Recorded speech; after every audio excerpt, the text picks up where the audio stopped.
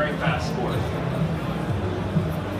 But one of the really neat things that I'm proud to be working on is our broadcast compound. This is an amazing feed that travels every weekend. It's 27 haulers that move week to week, once again, over a 40-week period of time, 38 weekends. This broadcast compound is the largest one in the world, right? The Olympics are certainly very large, but they build a new one every couple of years. This has traveled non-stop for, at least since I've been there, 7+ years. Now, what's really cool about this is we're capturing all sorts of different data feeds and video feeds. And we support 25 different file formats, okay? So we'll shoot anything from the Red Epic down to a GoPro or Replay XD. And one of our beliefs is that the creative people should be creative and not worry about the technology, right? So that's really, really important. If they want to put something in the car, go for it. As long as it's safe and sound, we'll take care of it. So we've captured over 200,000 hours of content, right? That's a lot of footage. That includes the entire archive of NASCAR since 1948, as well as before NASCAR was actually a sport back to 1913. I was pretty impressed when I saw that fact as well. That's motor racing on the beaches of Daytona. Now, this archive grows at approximately 1,200 hours a month. And of course, with all that data, it's not really important if you can't find what you're looking for. And so we've got over 8 million metadata points through our entire database. It's really impressive. And today, I'm going to show you how that works on trade show internet. So that's going to be really impressive, okay? For those that aren't aware, it's really slow. So how do we do all this? Well, it's the magic of Adobe and the Levels Beyond Reach Engine. Now you're at the Adobe booth, so hopefully you know what their product line is, but not everybody uses the entire stack or the entire suite. And of course we use Photoshop. I think everyone here probably has Photoshop on their computer, and Illustrator and After Effects and a newer release called Prelude, and of course Premiere. Now what we really like about this is the fact that in this new system, the Creative Cloud, we're able to just install whatever we really want, whatever the user needs. We're able to get really quick updates from Adobe, right? So when we were first doing this, we met up with the engineering team and we saw a couple of things that we would consider a bug, right? We want to make it better and faster, not just for us, but for you guys out there as well. And it turns out, just a couple days later, a new fix comes out and we all benefit from it. And that's the beauty of the Creative Cloud, right? Now let's say we've got our video editing platform right here. We want to do a little Dreamweaver because we're programmers or edge code or anything like that. Certainly you can add it into the cloud as well. So it's really, really cool. Now we rolled this entire system out, by the way, in January, right? So it's been a busy couple of weeks, couple of months for us. And we're now successfully using Premiere to edit every single piece of content we have in NASCAR. We love being on stage. So, much like you guys, we're very similar. We have 5 basic functions. We ingest things that we acquire. We lock them so we can find out more about it later on. We edit them so we have pretty pictures at the end of the day. We transcode to whatever format we need. And then we transmit or distribute, right? This is a digital age. We like to send things out over file, an Aspera, a Signet, you name it. It's all capable of being done. However, what are the tools we use for that? Well, we've got ingest, right? So we're going to take a product called Vantage. Let's give a little shout out to our friend from Telestream right over there. They have a phenomenal product that's going to take all these different file formats from the F55, which is now Vantage 6 out there. They're releasing that all the way into those GoPros. So we're now going to synchronize this all into an Apple ProRes file format. And we also have a proxy video we made, which is H264. When you guys see it, it's really sexy. It's really a beautiful file. And we're going to show you that streaming across the web.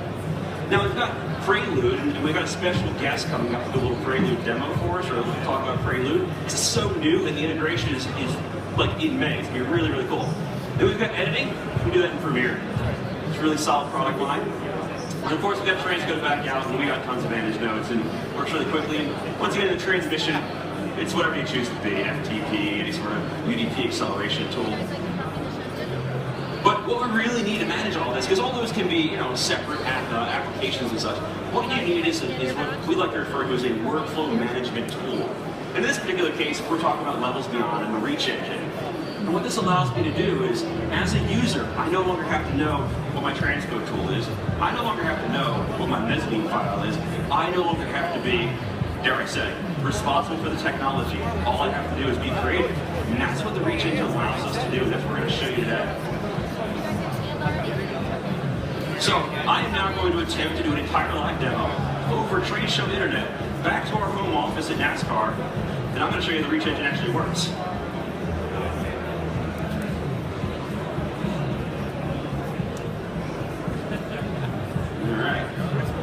this is the reach engine, nice and bright. Look at that. So what you're seeing right now is every single asset that NASCAR has. So we've ingested to date.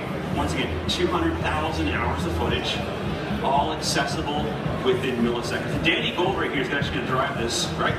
So what we're going to show you right now is that he can search for anything. Daytona 2014, right? That just happened. Where's that? Let's see it. Well, there's all sorts of metadata. Look how many, okay, first of all, that was sub 1 second, right? And look at that, how many results we have there? 33,000 things that have that exact metadata string to it. And in a second, he's going to be playing footage. Look up in the right-hand corner right there. By the way, the Trade Show Internet, and we're now currently streaming our entire library. Now, what's really cool about this is there's no VPN. It's completely secure using Active Directory, or LDAP as it were, and that allows us to actually have a person with a NASCAR email address log into the system and search for whatever they want, find it at their house, find it wherever they may be, and start to do work with it. Now, what we're going to show you next is, I found a great clip. Actually, Danny, can you select a clip or two for me? Let's create a collection, right? So a collection is going to be a series of things. Let's consider a bin of things that I want to look at later inside of Premiere. And there we go, NAB 2014, look at that. Within seconds, he's now managed to take these clips that I wanted. I'm at my house, I'm on a trade show floor. He's going to put them in a grouping, he's going to save it, and now you have the ability to take these things and either give them to a friend or work on them in a project. You add any more to my collection there, Danny? Look at that. I love how fast it is. So, I'm standing a little closer to you guys, I can't see my screen. So look at that, we can search for the clips right there, extremely fast. Now Danny, what I want you to do is I want you to take this thing and I want you to log for me. Would you show me a logger, would you? I think we put Danny on mute for a reason. Just not talking to him.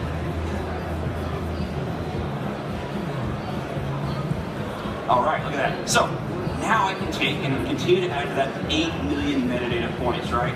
It's insane how much data we have in this system. And we're still growing. So now I can come in here and I can mark ins, I can mark out, and look at all these metadata points right here that are already associated with it, because when we ingested it, we have something called the top 10 metadata fields, which surprisingly enough has 18 items in it. I'm not sure if we gave it that name, but it truly does have 18. So now we can start to add all these different metadata fields. And now let's say I've logged a couple of these items, and what's really cool is I'm now going to take this via Danny, and we're going to send this to Premiere, right? Because it's a synergy, it's a true, what we're doing right now with Levels Beyond and Reach Engine and the entire Adobe suite, and Danny's going to talk about some new stuff as well, is we're actually able to be inside of an application, right? Let's go to this proxy, client OS, look at this. It's available for everything and anything. Now what we're going to do with this is we're going to take this and keep in mind, I'm not in my office right now, and I actually submit. Thank you. All right. What we're doing right now is, now it's back at the office, churning away, making sure those proxies are available, generating the XML, generating the Adobe Premiere project. It was all from one mouse click. Now, Danny, can you show me something over there? It's a migration, if you would. I'm really excited by this one. Now, it's a little skew here, but it's going to be fun. So we're going to look for a clip that doesn't have a proxy yet, right? Because that could occasionally happen, right? You generate hundreds of thousands of items. We have over 600,000 items in our library.